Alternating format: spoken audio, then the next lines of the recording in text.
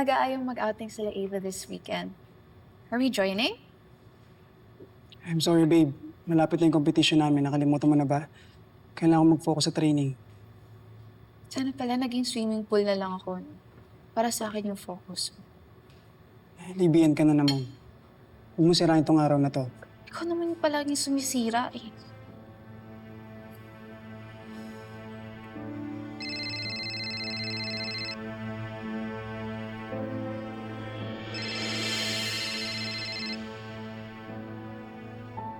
Aren't you gonna answer that? Pabayaan mo lang. Sino ba kasi to? Ibalik mo sa akin yan. Ano ba? Obviously, may tinatago ka. Halatang-halata ka na, oh. It's not what you think. Sabihin mo may babae ka kaya ka nagkakaganyan. Pwede ba, Libby? Wala akong ginagawang masama. O baka kayo na ng princess? Ano, nagkikita pa rin kayo? Naglalandian kayo? Pwede ba tumigil ka? Huwag ka mag-invento. Hindi mo alam ang totoo. Then tell me the truth. Sino yung tumawag sa'yo, ha? Sino?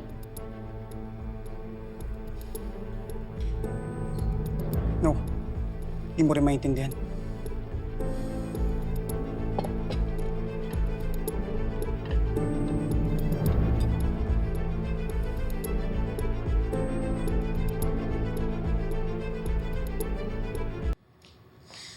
Come on, Savior, call me.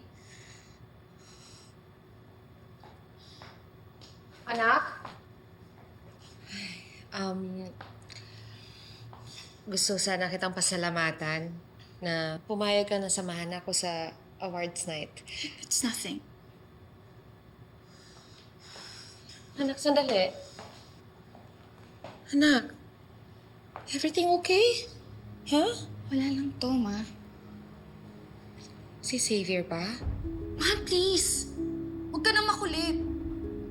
Anak, I just wanna help. You just wanna help? Paano? Wala ka namang alam. Kahit ako wala akong alam. So paano? May sinisecret sa akin si Xavier at ayaw niya sabihin sa akin kung ano yun. You just give him time. Baka nga kasi siguro may babae siya. Baka yung malanding princess na yun. Anak, paano naman mangyayari yun? Wala na si Princess sa sports club. Wala nga siya doon pero hindi ibig sabihin nun wala na siya totally sa buhay namin.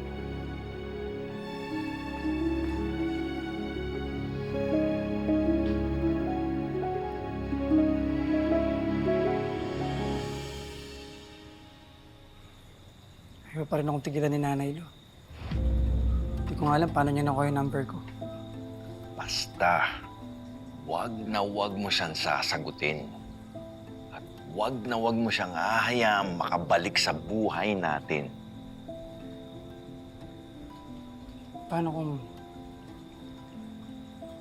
kung makalaya na siya, Lo? Hindi mangyayari yun. Ginagawa ko na ang lahat para ma-delay ang kaso. Tignan mo, halos 20 taon na siyang nakakulong sa district jail. Hindi siya makalabas kahit wala pang conviction. Sana nga huwag na siya makalabas to. Ayaw ko na siya makita. Ayaw ko na malaman na ng buhay pa siya. Everybody knows na patay na siya. Nakakatakot ko, Lo. Ano kung ma-discover na nagsisinungaling ako? Walang makakalam ng sikreto mo. Hindi na makakalabas ng kulungan ng nanay mo. Doon na siya mabubulok.